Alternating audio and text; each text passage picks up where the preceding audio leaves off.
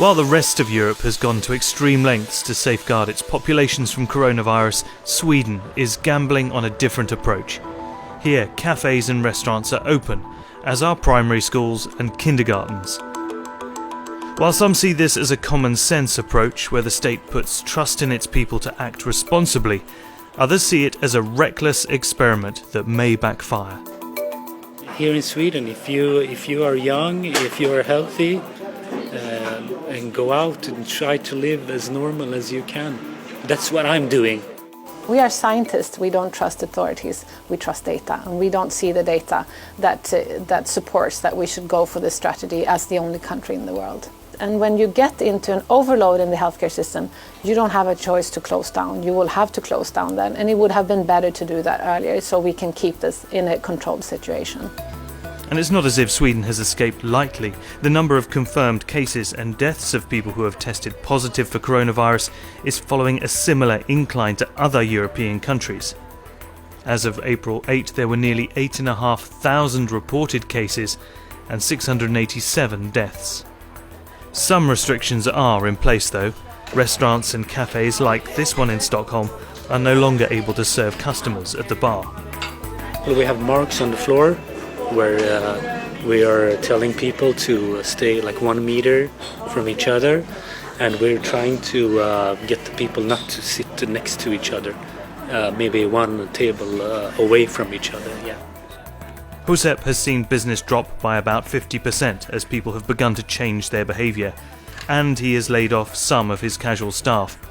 But he feels it's important to stay open. Many people are coming here and supporting us, yeah, because they want us still here after this crisis is over. Support your locals, yeah, go out. I think nobody knows which is the best way to go, so let's see what happens in half a year or so. But right now I think it's the right way for Sweden to go like this. The decision has been a calculated one. Gatherings are limited to no more than 50 people, and those who can work from home are encouraged to do so. High schools and universities are also closed. The Swedish government is keeping one eye on its healthcare system's ability to handle the rise in COVID-19 cases, and the other on the likely impact of a lockdown on Swedish society. By putting faith in individual responsibility, combined with targeted restrictions, it hopes it can flatten the curve in the same way other countries have, but without needing to resort to a full lockdown. This level of measures that we have in Sweden, there is no problem for us to keep it running for months. Closing schools, more stringent measures like that, closing borders. You cannot do that for months or years ahead. But what we're doing in Sweden, we can continue to do for a long time, and I think that's going to prove to be very, very important in the long run. Not everyone agrees.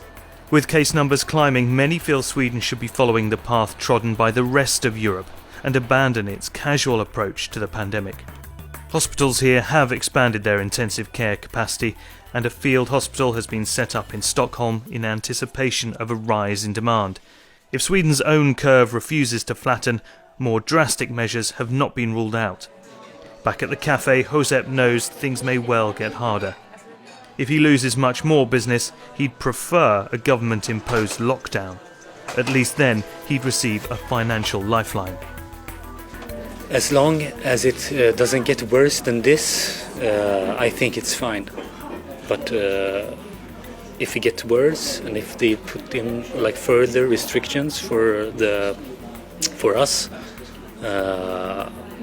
then maybe I would prefer a lockdown.